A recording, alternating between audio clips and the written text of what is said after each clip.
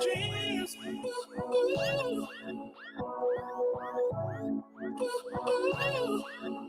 Wildest dreams.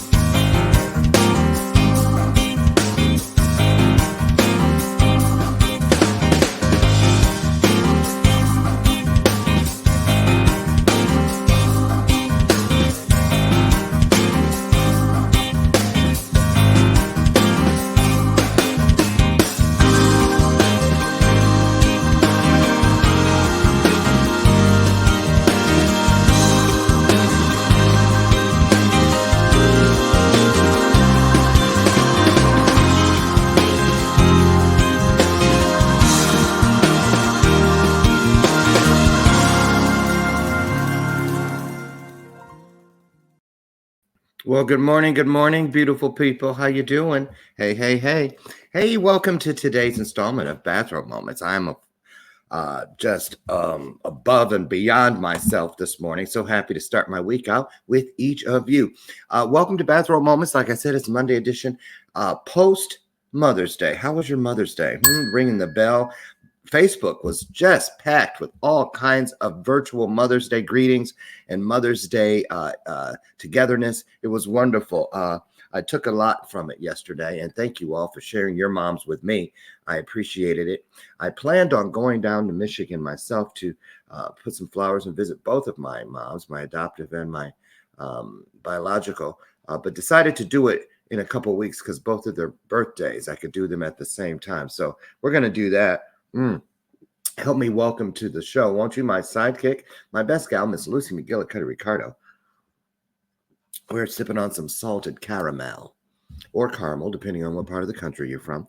And, interestingly enough, while we're building the audience, I have Tucker Bearden here, by the way, today. Just recently. Well, I'll wait. I'm going to save that news till we get them on the screen. But my grandmother used to always say every time like some celebrity would die, now, they die in threes. She'd say that. You ever heard that celebrities die in threes? And, it was Friday. Was it Friday? I think it was Friday or Saturday. Friday. I get confused because I had two specials on Saturday. I think it was Saturday morning. Saturday morning, we woke up and to the news that little Richard, Tutti Frutti, had died. And then yesterday, Betty Wright, not Betty White. I'm not trying to start one of those internet rumors like they used to do about remember way back in the day when they said Luther was dead, Luther Vandross, before he really did die. No, Betty Wright. She was a R&B singer, really good. Tonight is the night. Remember that? Color Me Bad stole her shit. They sampled her song for that I'm Gonna Sex You Up song. That was Betty Wright's beat. Right. So, no pun intended. Betty Wright, rest in peace. So we had Little Richard on Saturday, I believe, Betty Wright yesterday, and this morning, Jerry Stiller, who was 92 years old, passed away. Condolences to all of their families, and may they all rest in peace. Jerry Stiller, remember, he was in that. His wife is. He was a comedy duo, Stiller and Mirror or something like that. She's tall, he was short. Yeah. And so apparently grandma knew something, right?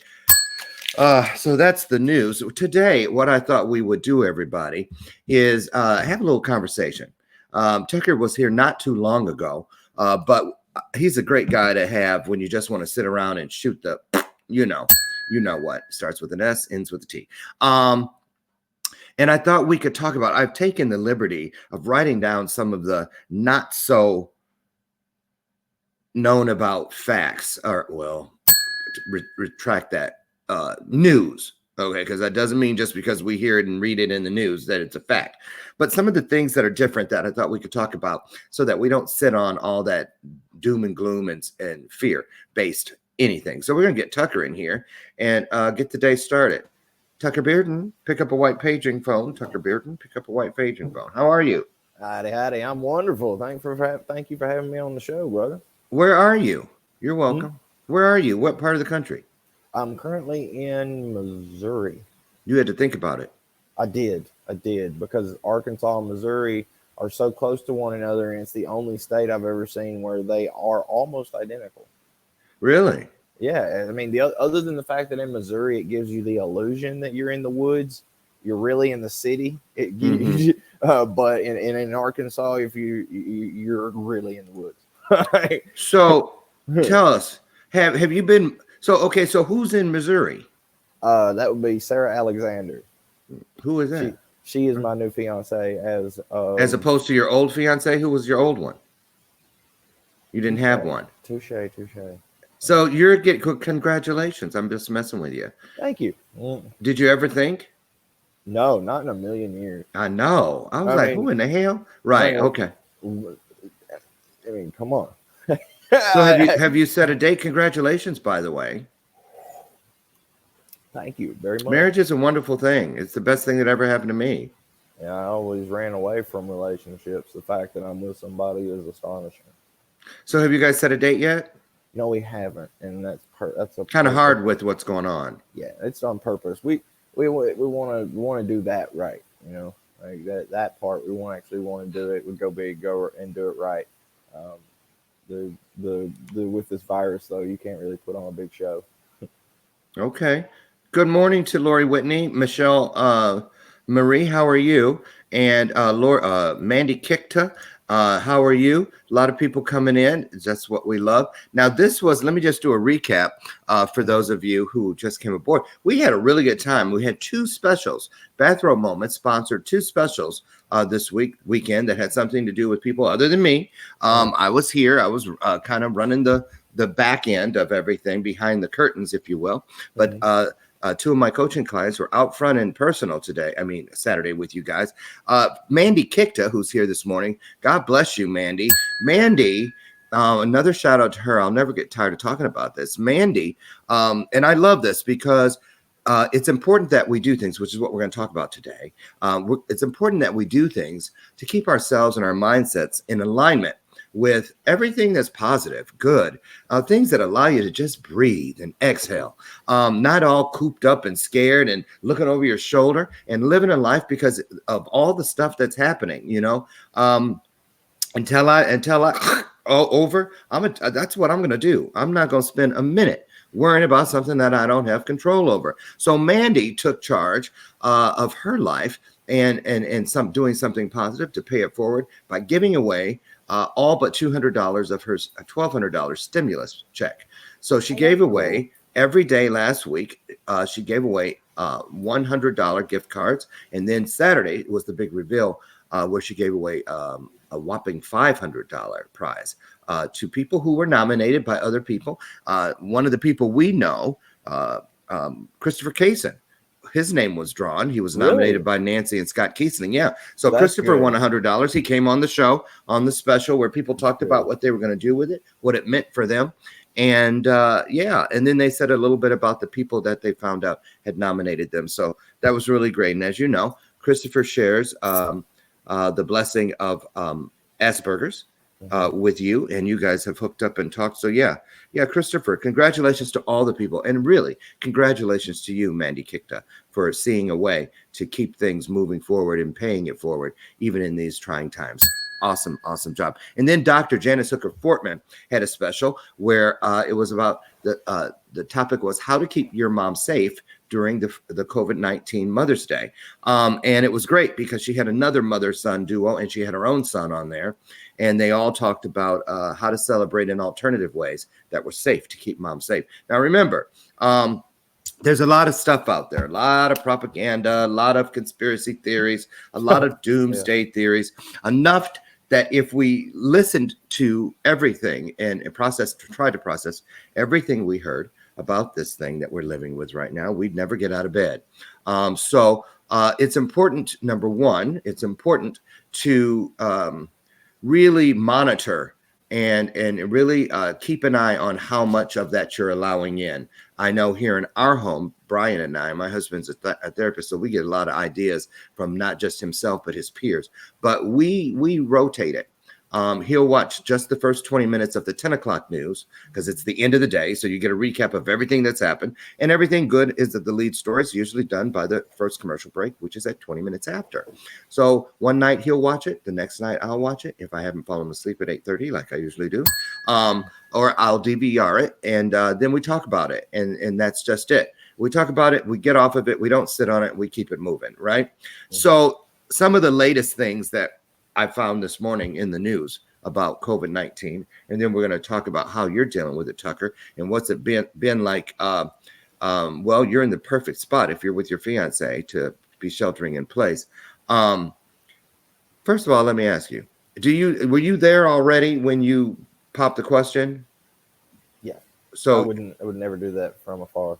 Okay, so were you thinking about this before COVID, or did COVID have something to do with your decision to pop the question? It had something to do with the escalation, but it did not have something to do with I mean, like the timing wouldn't, it preferably would have been other circumstances. And do you think you would have popped the question if we weren't in a dealing with COVID-19 and quarantine and all that? What I'm getting at is, does it make this, did you think this pandemic made you think, you know what, life is just too short. I got somebody great here. I'm not going to let her go. You know what I'm saying? Talk about that.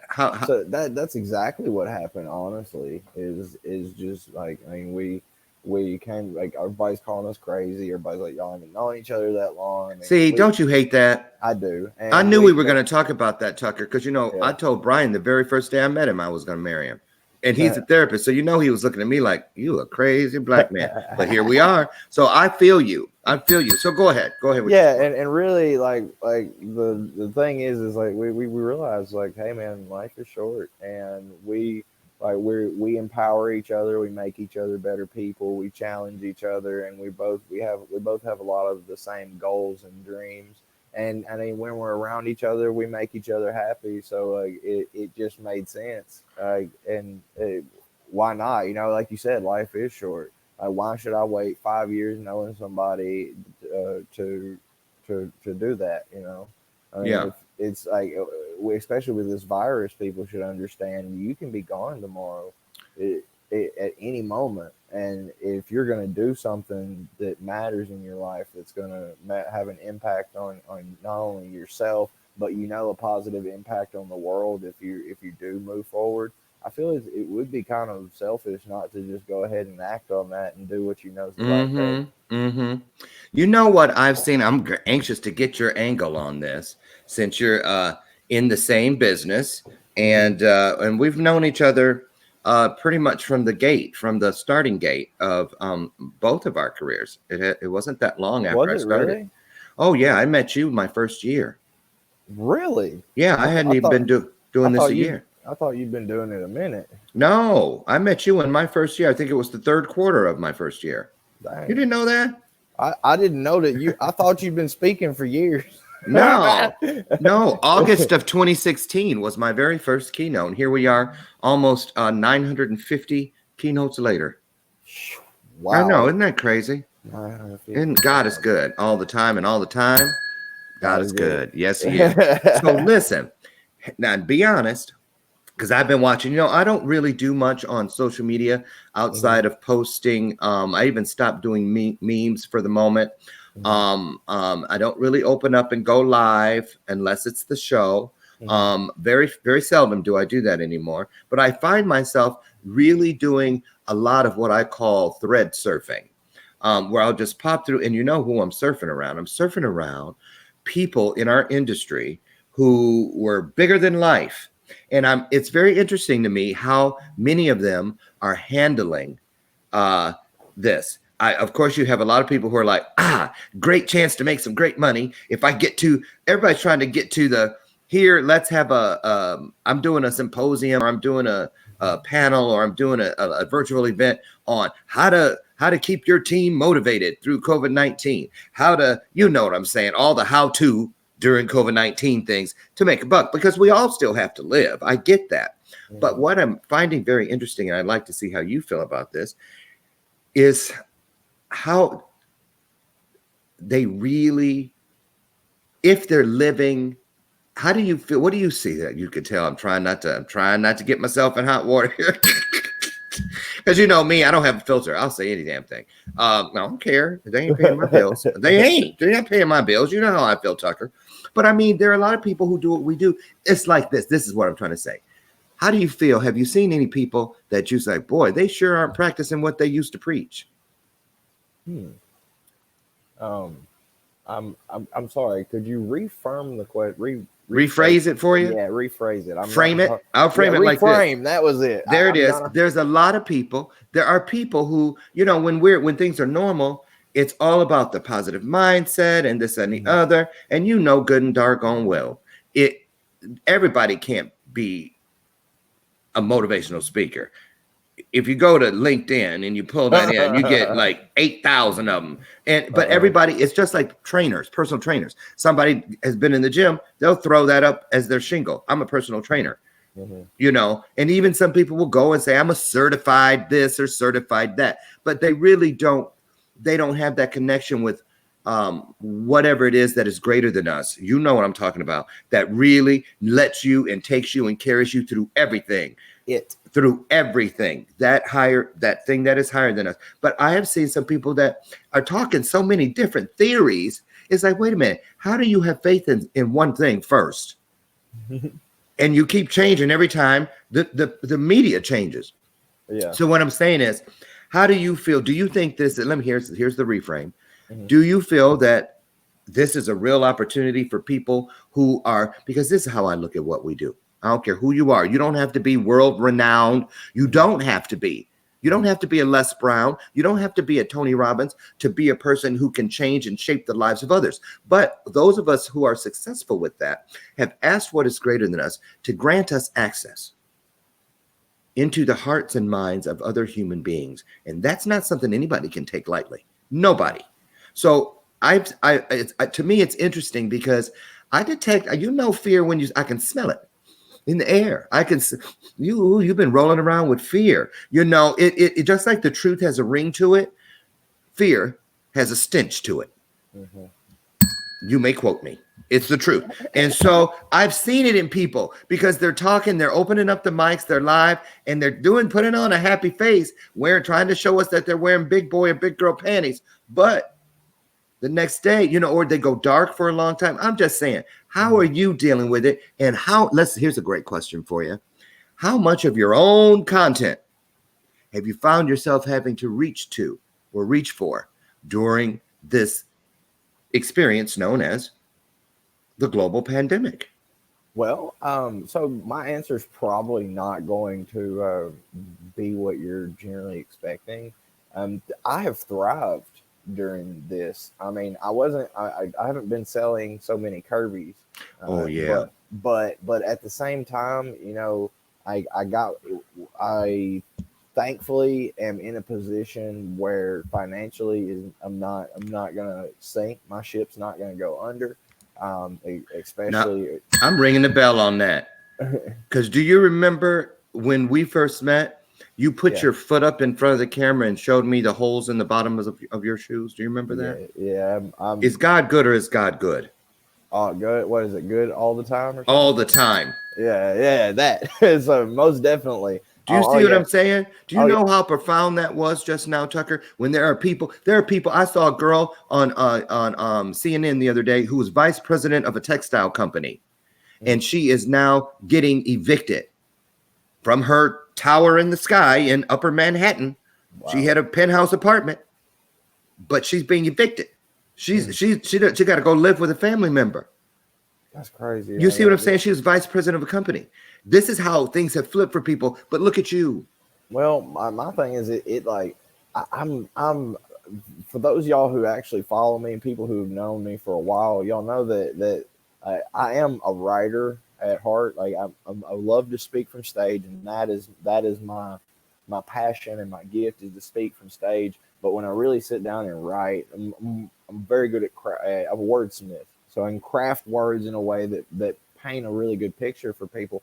And this has been an opportunity to work on my book and ebooks and things of that nature, and get my stuff, because my book has been needing to come out for a long time. And sure has.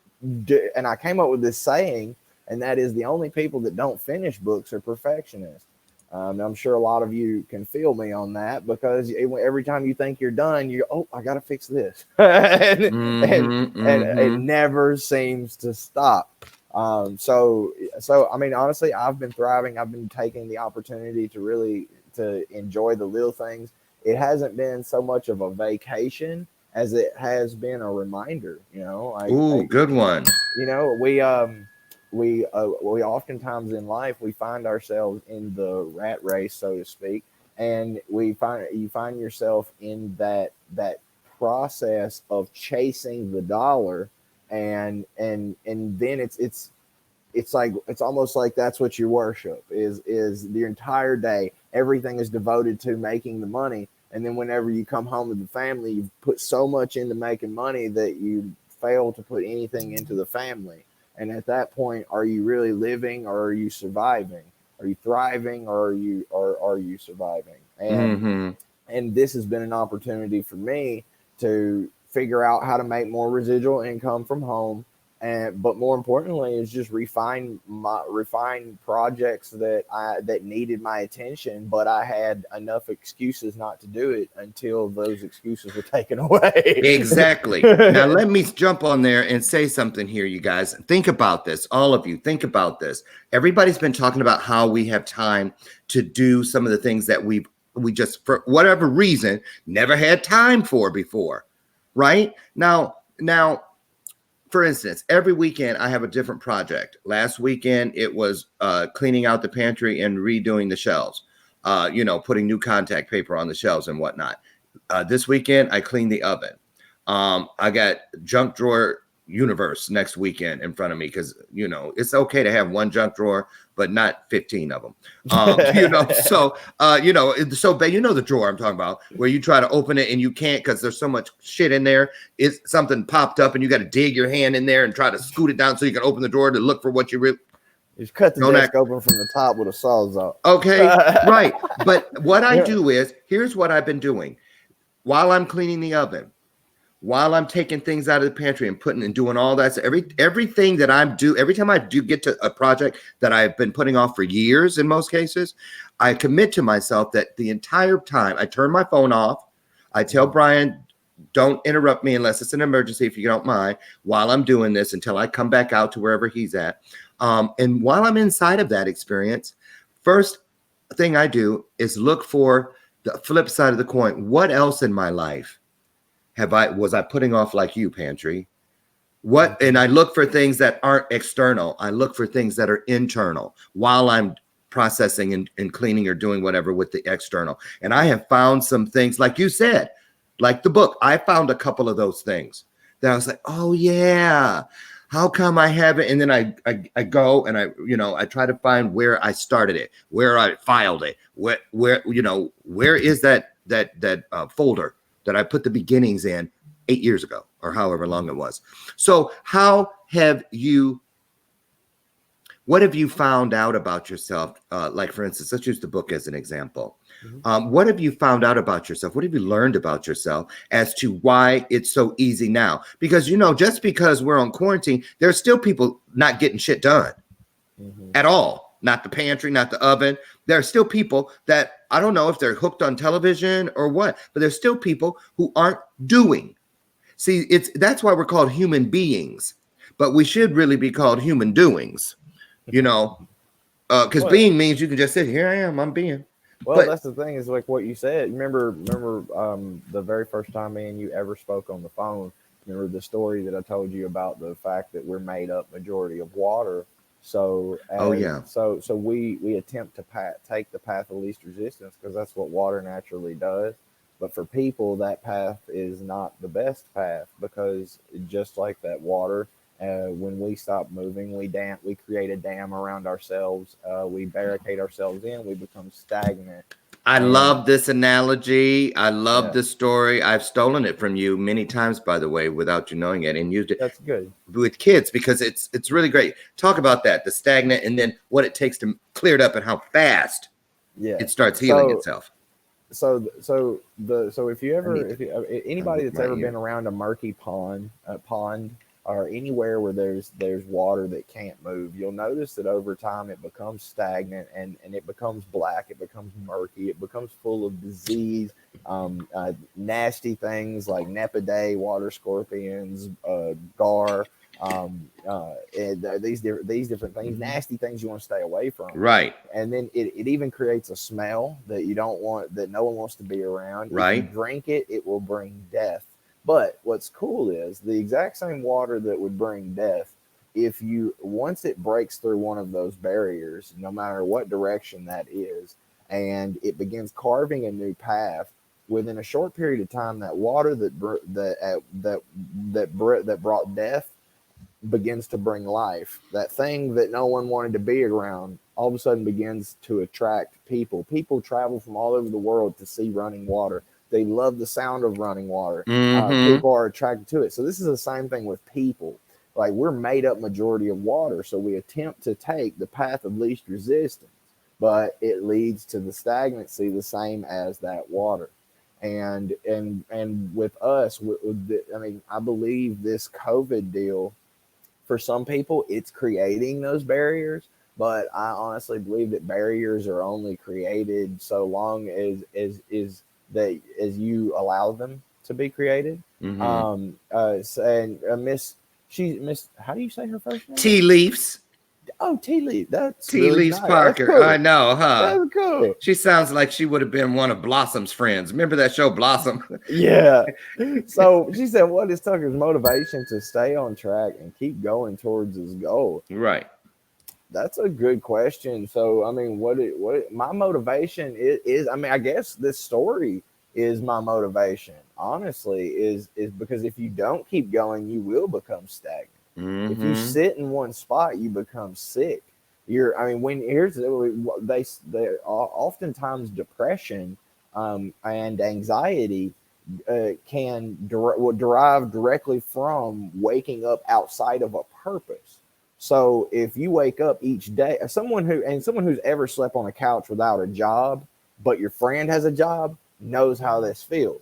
And that is that you wake up each day and it's like your friend's going to work, this person's going to work, they have these different things they're working on, and you just woke up another day and you're like, oh Lord, here we go again. Right. And that's where depression comes from. And I think my motivation is that I used to be so depressed that I was suicidal, and it's not fun. So Nope. I stay in motion, and I know that the more I stay in motion, the more people I'm going to impact, and therefore the higher the chances are of me being able to create generational change.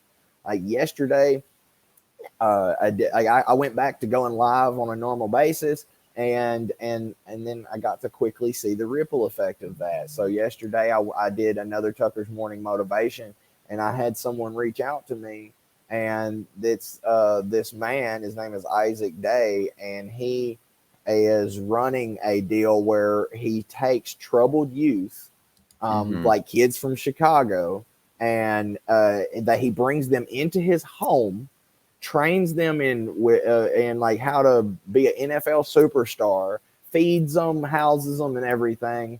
And through doing my show, I was able to sponsor 2 kids to go into that program for 2 more weeks. And because these 2 kids, they were going to go back to somewhere where they didn't even have food or family. And now, like, it was really cool just because we were going live and impacting people, inspiring people. Like, we were contacted by Isaac, and now these kids, and it costs a lot of money for these kids. It's crazy. Like, just these 2 kids is it's $300 and something every 3 days in just food, right, to take care of these kids. Yeah, it's crazy. It is. And I just saw a special the other day about homeless kids during the pandemic. And I saw some little kids.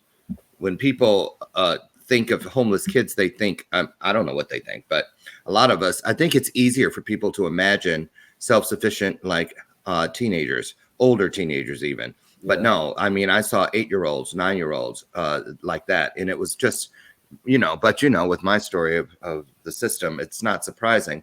But it just never feels right. So hats off to that. Now, I want to put some stats out there and talk about something. Okay. Tea leaves. You actually reminded me that I wanted to say this today with your name. So loving the name Tea Leaves. Leaf. Remember that. Leaf. So as of this morning, the U.S. death toll approaches 80,000. And new symptoms are beginning to appear. It's not just the ones that we've been looking at. Yes, there's a leaf, but also new ones. But of course, so do we start panicking all over again every time the news brings out something new? No, we don't. Faith and truth are the only things that never change in the universe, ever. Your faith can, but faith is you can change. But it won't. It's always right there waiting. The truth will never change. And so the reason I say that is because as all the things around us change that we have no control of, if you just remember the thing you do always have control of, that one constant that will never change and will never change on you, which is the truth, you're going to be okay. So 4 million confirmed cases worldwide as of this morning. More than 1 million Americans have contracted the virus, resulting in 282,309 deaths worldwide. 79,552 in the U.S. So now that number, 79,552. This is what I want to say. If you're going to listen to these numbers, which we do, we have to, and it is, we all go, what's it up to now? Whether it's in your community, your county, your state, your country, the world, everyone's kind of watching the numbers in the back of your mind, right? But here's what I do. And it's because I was told to by what is greater than me, so that I don't get it twisted.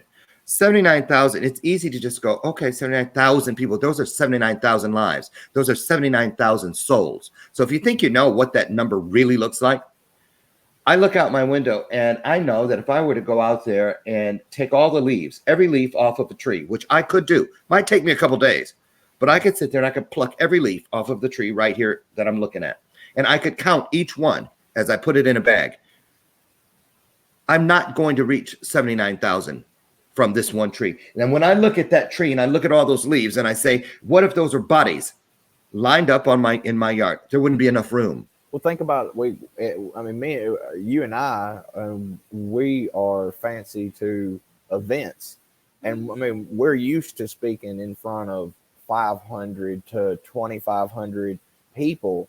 And just imagine that right there gives you a visual of, okay, this is what just 500 people looks like. An entire school of kids, 15 times over, 30 times, 40 times, 50 times over. And the thing about it is here's how I can't do anything about the casualties. But what I can do is remind myself and the people closest to me that we have an obligation. We have,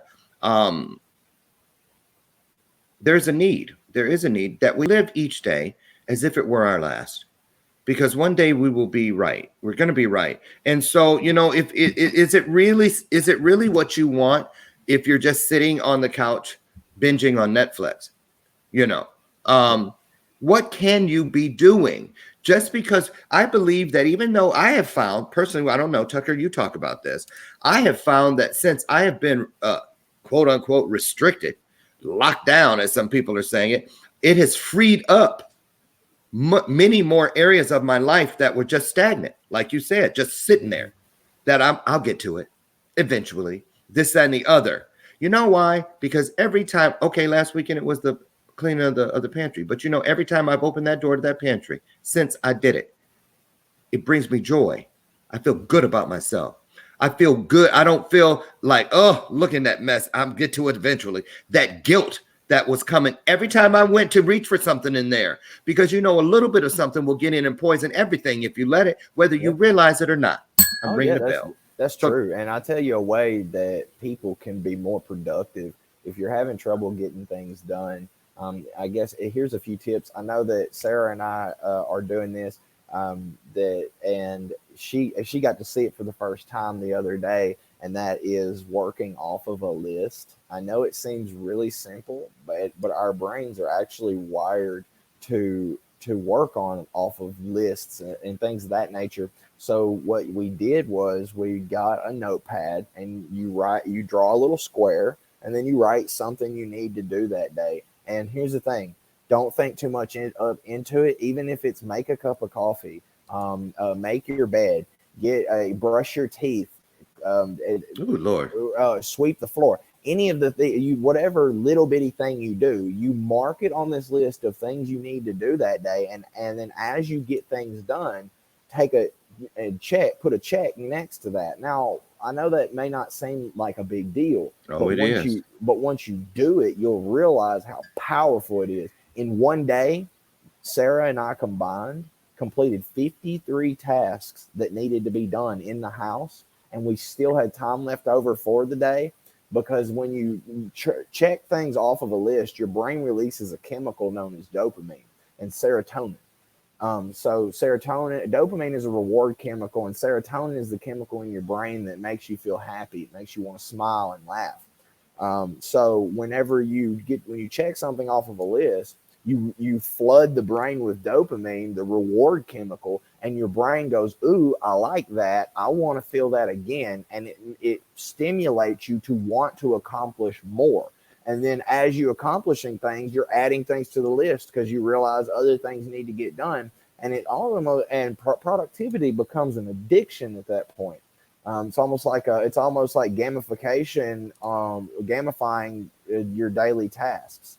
Mm-hmm. And you'll notice that your thoughts and not only your productivity, but your thoughts will begin to come in line, because then your brain, when it realizes what's called the reticular activating system in the brain, whenever it realizes that, okay, productivity is something that this person is focusing on right now. Mm-hmm. How can I find something else to continue this, be more productive? Because your brain is an addict.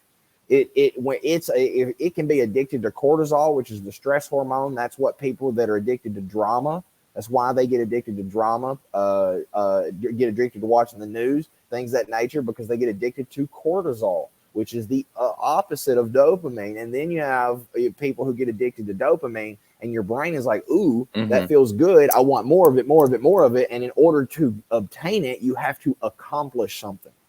So write you're not only writing your goals down. People say write your goals down. That's huge. That's important. But your daily tasks, just try it for one day. Write down every single thing that you're going to do that day. And here's the thing: when you start your list, it may only have 10 things on it, but an hour within, once you've been in it an hour, it's going to end up having 20, 30, 40, 50, 60, and you'll accomplish it all for the most part. It is true. It is true. And see, here's the deal too. This is an opportunity, this quarantine and everything. I think a lot of people are coming to the realization they're finding out something new about themselves. And that primary newness is embodied in the fact that many of us don't know or are uncomfortable spending quality time with ourselves. A lot of people don't know how to do that. They just have to be going. You know, it's like this. Did you remember in high school, there was always that guy or girl that could never be without a boyfriend or a girlfriend? They break up at 10 o'clock in the morning. By 11:15, they're in another relationship. Walking down how you know what I'm saying? And that was before Tinder. Right. They just always have to be with somebody. They are afraid to be alone. And that is a real condition. There are people who freak out if someone is going to leave them. And so I think it's something, this is an opportunity to learn about ourselves. And if you don't start occupying the mind with positivity, and I think the key is exactly what you said earlier, Tucker, it's movement.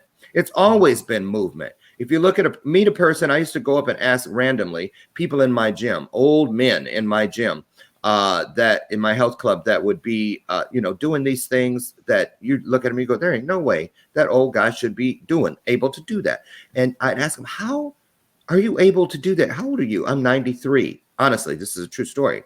And he's bench pressing with his legs crossed up, like his knees are bent and his legs are crossed, and he's bench pressing and he's doing all these things. And I said, how old are you? He said, like, I'm 93. I'm like, get out of here.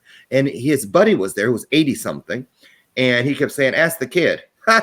And meaning the 80-year-old guy. And I asked both of them, I said, what's your secret? He goes, easy. I've always, since I was 21 years old, I did the 3 same basic warm-up exercises, stretching, three. Took me less than 30 minutes every day, but I've done them every day. He says the key to growing old in quality style is movement. Keep moving. And so I know there's truth in that. And here, Tea Leaf says, spiritually, here's a nice segue. Thank you, Tea Leaves. Spiritually, this pandemic is teaching us to learn to love ourselves, learn to be alone, and learn to change. Yes. Let's talk about that one. Good one, Tea Leaves. Let's talk about change and learning to change, because a lot of people think it's just, I don't know what a lot of people think. I know personally, I used to think that change meant, I don't know what I thought it meant. Most of the time, I thought it meant giving up everything that I liked. I didn't want to change, but I needed to. And there's a difference between what you want and what you need. So let's talk about that. How do you guys feel about learning to change? Thank you, Tea Leaf. I love that. Tucker, what do you feel about learning to change? I think it's paramount, honestly, because what happens whenever, it's like we talked about that water earlier, it creates a barrier. And being an Aspie, it's like I can speak volumes to this topic because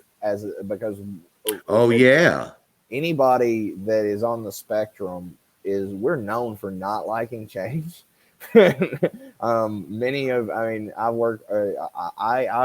one of those people that I still have my episodes when some things change, like I rock back and forth and I do my hands like this and everything, and it's like it becomes a overstimulation. But what I've learned over the years is that boredom is a lack of appreciation for life, and change it's exciting because when we fail to embrace change, we are embracing stagnancy. And we everything, you get into a pattern, and nothing is more depressing than knowing exactly what's going to happen every day. That's right. That's right. That's right. And I do want to say, and while we're talking about change and a great topic, Tea Leaves, is that it's exactly what it's synonymous to the term new normal. New normal it means that it's changed. Things are changing. It's not, because normal is predictable. That's what normal really means. It's boring. It's boring. So let's talk about change and the new normal. What kind of things, let's talk about what type of things a person can reach for to allow them, what's the word I'm looking for? The confidence, the confidence. It doesn't need to be fear-based. It needs to be faith-based. And so how do we change without questioning it? Because that's the thing. Change isn't that difficult. It's not questioning it that's difficult for a lot of people. I have an answer. Okay, let's hear it. It's going to sound kind of woo-woo, but you got to think deeper than the statement. Try to see the world through the eyes of a blind man that was given sight for the first time. Mm-hmm. Try to do that. Whenever, think about it. So if you were never able to see before, and you were suddenly given sight, a blade of grass would be just as astonishing as a Picasso. Sure would. And if you can eat, like, see the world through the eyes of a child, I mean, a child or a dog, like, think about it. They truly, genuinely live in the moment. Normal is a dryer setting. That's funny. I love this girl. Yeah, she's cool. I like Yes. I like her glasses too. Yes. I don't know if her glasses are on LSD, but Right. they should be. She also says change has such a bad name connected to it, and it doesn't have to be bad or overwhelming. Change is beautiful when you embrace it. I totally agree. I Hey, totally agree. I don't know about you, but I know what it's like to be homeless and hungry, and I know what it's like to need enough change to get a McChicken. So, yeah, change is okay for me. Any changes? Let's hear this. Let's each put a change out there. You can go first. What's the greatest change you've experienced in your world, Tucker, since the onslaught of COVID-19? I think it's more of a fight. I don't know how to explain this really. I'm not sure how to put it in words, but more of a fight to get back to nature. I come from literally the woods. I was born and raised. I was raised deep in the woods. I love it in the woods. I used to have a sign on my door that said, "The more I see of people, the better I like my horses." So it's like and I find myself, like, I was actually thinking about this yesterday. I was sitting in the yard looking at the woods, and it's like, here is the forest, and then out here is all this city, and then I'd mowed the yard, and there was an edge, the edge where you mowed next to the forest, and I sat there thinking, I was like, wow, I feel like the old wise man that's sitting in the woods trying to get away from the city, and everybody wants the answer, so they keep coming out of the city and stepping into the woods. But every day it seems like that mowing line gets closer and closer, and the city just takes over more and more and more and more and more. And it's like so for me, I feel like it's been more of a process of going back to that, going back, because I love spending my time around creeks and things of that nature. It's where I'm most Don't you mean crick? No, do not say crick. I don't know where that comes from, and it's I don't know. I think it's a Louisiana thing. I'm not really sure. Something. We'll have to ask Misty Lane. That's where she's from. Yeah. Really quickly, you guys, for those of you who have come in since the top of the hour, please excuse my rudeness and in acknowledging you. I thank all of you for coming in and joining us. Christopher Kaysen, it's so nice to see you again. I just saw you Saturday, but it's nice to see you again. And I wanted to remind you guys that we are streaming live across Facebook, YouTube, Roku, Android, Amazon Fire Stick, Apple TV, and of course, from our home base out in Scottsdale, Arizona. That's E360 TV Live. And good morning, top of the week to our sponsor for the week, which is the wonderful people, Troy Rocks and his group over at symposium.us, where you can turn your content into currency. Get over and download the app today on Google Play or the Google Store, the App Store rather, and start seeing the many opportunities that are available. Now is the time to increase your income streams. Trust me, real talk with this thing going on. Don't put all your eggs in one basket. Get over like Chef Carson from Top Chef Junior did this weekend, and he showed numerous kids. He had a great showing this weekend, showing kids how to create a wonderful tomato tart to surprise their moms for Mother's Day. That's symposium.us. So get over and check it out. So, let's talk about really quick, changing up as we come to the last 10 minutes of the interview. The time has flown by. What can we do? We're wearing our masks, we're washing our hands, we're wearing our gloves, we're social distancing, we're sheltering in place. We're doing all those things that are directly in alignment with staying safe physically and caring for ourselves, self-care physically. But what are some of the things you feel? I'll throw a couple out after you, and you start kicking it off. What are some of the things you feel are good for people to do? Some people meditate, but that's not for everyone. Some people have started reading or starting little book clubs with each other. What are some of the things you're doing to just keep your head on straight in these what could very easily be a crazy go nuts time? What are you doing personally yourself that you feel is really helping keep you centered and grounded here? So my thing has been stepping back into nature, because like I when I was a kid, I used to wake up when the sun came up. I'd walk into the woods, and I wouldn't come out until the sun went down, and sometimes I didn't come out till the next day. It's where I am at peace. And I noticed during this Corona thing that like I didn't realize how far away from my happy place, my peace, that I had gotten, because I was in that rat race, that ruckus, trying to make sales, trying to build a business. And we get so stuck in that we often forget our happy place. And just because all this going on becomes normal doesn't mean that you should step away from the place in your mind, that place that you go where you're at peace. I mean, you have to learn to get back to that, because if all you're doing is devoting your time to trying to make $1, trying to put food on the table, obviously it has to be done. You have to put food on the table and you have to work, but your sanity, will come at a cost. Sure will. And you need to learn that. And so for me, that's what I've been doing. And that's what I say that everybody should do right now is take advantage of this and get back to your happy place. And by the way, this thing with the masks and gloves and everything, just a quick tip for you, just in case this might help you save a little bit of money. I know I've seen people who wear masks in the vehicle. And just so you know, when it comes to a virus, the molecules that it's made out of are so small that no mask you put on, period, will ever stop it going through. The mask cannot stop. You wouldn't be able to breathe. The only way right. Yeah. So the reason that you're supposed to wear masks is to prevent you from touching your face. Like it's for it doesn't stop other people from giving it to you. It stops you from giving it to yourself. That's what masks are for. And I see people who go through a mask every day because they're wearing it all day, every day. And when you wear a mask all day, every day, you actually create an incubator for the virus right next to your mouth and your nose. So that it's ridiculous. Just okay. I want to say here that what was I going to say here? I forgot.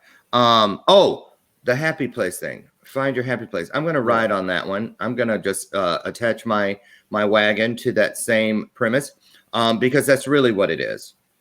Joy is a healing balm in Gilead. It really is. Joy is a healing balm. But you know what? Even a healing balm can't work if you're applying it on top of the Band-Aid. So what I'm saying is, and that means denial is a Band-Aid. Pretending something doesn't exist is a Band-Aid.